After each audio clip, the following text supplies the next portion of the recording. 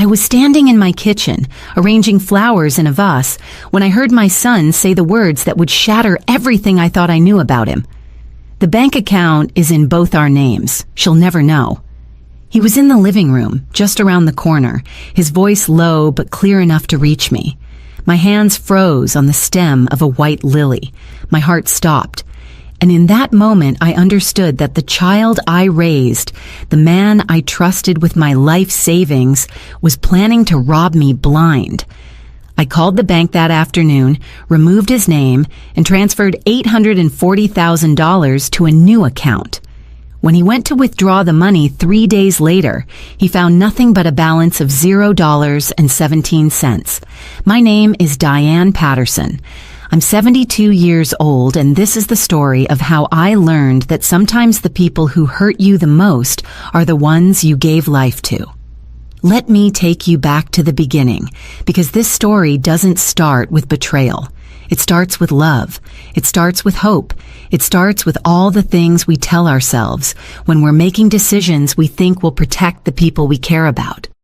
I was married to Thomas Patterson for 43 years. We met at a county fair in Ohio in 1968. He was manning a booth for his father's hardware store, and I was there with my girlfriends, eating cotton candy and pretending we were too sophisticated for the whole thing. Thomas had kind eyes and steady hands, and when he asked me to dinner, I said yes without hesitation. We built a good life together, not a fancy one, but a solid one. Thomas worked his way up from store clerk to district manager for a regional hardware chain. I taught 3rd grade at Lincoln Elementary for 37 years.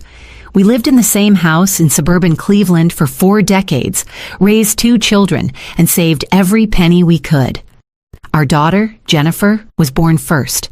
She was always independent, always driven. She became a nurse, married a good man named Michael, moved to Seattle, and gave us 2 beautiful grandchildren. We don't see them as often as I'd like, but we video chat every Sunday, and she calls me on Wednesdays just to check in. Then there was Kyle. Kyle was our second child, born 3 years after Jennifer.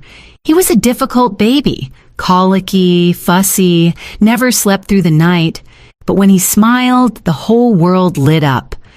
Thomas used to say that Kyle could charm the birds from the trees, and he was right. Our son had charisma, a natural way with people that made everyone want to be around him. But charm, I've learned, can be a dangerous thing when it's not paired with character. Kyle struggled in school, not because he wasn't smart, he was plenty smart when he wanted to be, but because he never saw the point in applying himself. Why study for a test when you could talk the teacher into giving you extra credit? Why work a part-time job when you could borrow money from your parents? Why face consequences when you could smile your way out of them?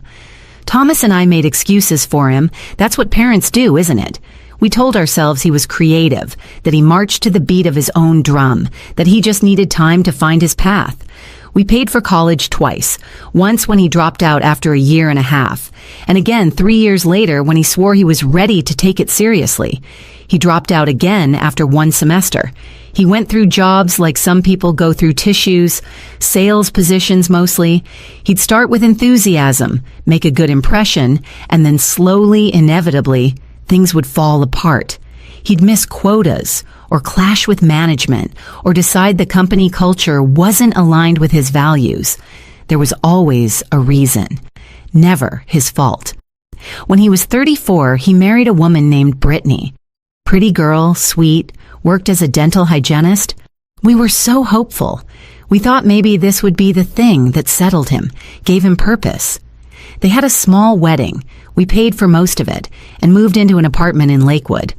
The marriage lasted 18 months. Brittany left him, and when Jennifer asked her what happened, she said something I've never forgotten. He's never going to grow up. He's 50% little boy and 50% con artist, and I can't tell where one ends and the other begins. Thomas had a stroke 6 years ago, a major one. He survived, but he was never the same. His left side was weak, his speech was slurred, and the sharp, capable man I'd known for over 40 years became someone who needed help buttoning his shirts. I became his caregiver. It was hard, harder than anything I'd ever done. but I never regretted a single moment. He was my Thomas, and I loved him. Kyle came around more during those years. I was grateful for it. He'd sit with his father, watch baseball games with him, help me get him in and out of the car for doctor's appointments. For the first time in years, I felt like we were a family again. I should have known better. Thomas died 2 years ago on a Tuesday morning in September. He went peacefully in his sleep, and I was holding his hand. The grief was crushing, but there was also a strange kind of relief that he wasn't suffering anymore, relief that he was at rest. The funeral was beautiful. Kyle gave a eulogy that had people in tears. He talked about his father's integrity, his work ethic, his dedication to family. He said all the right things. After Thomas died, I had to figure out what to do with everything we'd built together. The house was paid off. We had savings, retirement accounts, life insurance. Thomas had been meticulous about planning. All told, there was just over $1 million.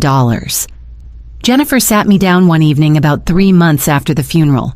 We were on a video call, and she had that serious look she gets when she's worried about something.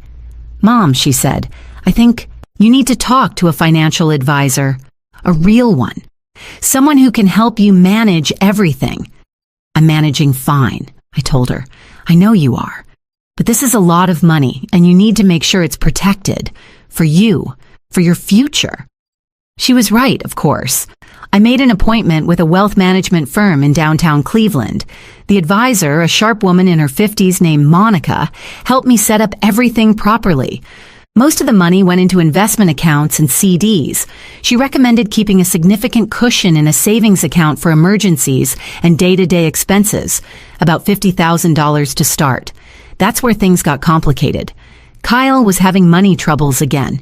He was 42 years old, living in a studio apartment, working sporadically as a freelance marketing consultant, which as far as I could tell meant he occasionally helped small businesses set up Facebook pages. He'd been behind on rent, his car had been repossessed, and he was drowning in credit card debt. One evening, about 4 months after Thomas died, Kyle came over for dinner. I made pot roast, his favorite. We ate and talked, and then, over coffee, he broke down. "Mom, I don't know what to do," he said, his voice cracking. "I'm in such a deep hole. I've tried everything. I just need a chance to get back on my feet." My heart broke for him. He was my son, my baby boy. And despite everything, despite all the disappointments and broken promises, I wanted to help him. "How much do you need?" I asked. If I could just pay off my debts and get a reliable car, I could really turn things around. Maybe 30,000? It was a lot of money, but I had it, and he was my son. I gave him the money. I wrote him a check from my savings account, and I made him promise, really promise, that this was the last time, that he'd use this chance to build something real. He hugged me so tight I could barely breathe. "You won't regret this, Mom, I swear. I'm going to make you proud." 2 months later, he asked for more. 10,000 this time. A business opportunity that had come up, something about digital marketing and crypto consulting. I should have said no, but I didn't. Then it was 5,000 for moving costs when he got evicted from his apartment. Then 8,000 when his business partner cheated him. Then 12,000 for a certification program that would open doors. Jennifer called me after I'd written the 5th check in 8 months. "Mom, you have to stop," she said, her voice tight with frustration. "He's using you. He's my son. I'm your daughter, and I'm telling you, he's using you. This will never end. He'll take everything you have and still ask for more." "It's my money, Jennifer. I can do what I want with it." "It's your future, Mom. It's your security. What happens when you need that money and it's gone?" We argued. She was angry. I was defensive, and we hung up without really resolving anything. We didn't speak for 3 weeks after that, but her words stayed with me. Around that same time, Kyle suggested something that seemed reasonable on the surface. "Mom," he said one afternoon when he'd come over to help me clean the gutters, one of the few times he actually followed through on a promise to help with something. "I've been thinking, what if we made your main savings account a joint account? just in case of emergency. What kind of emergency? I asked. Well, you're getting older. What if something happened to you? What if you fell or had a stroke like Dad and you couldn't access your money? If I'm on the account, I could make sure your bills get paid, that you're taken care of. It made a certain kind of sense. I was 70 years old, living alone. What if something did happen? Jennifer has power of attorney, I said. Jennifer lives 2,000 miles away. Mom, I'm here. I'm local. I can be here in 20 minutes if you need me.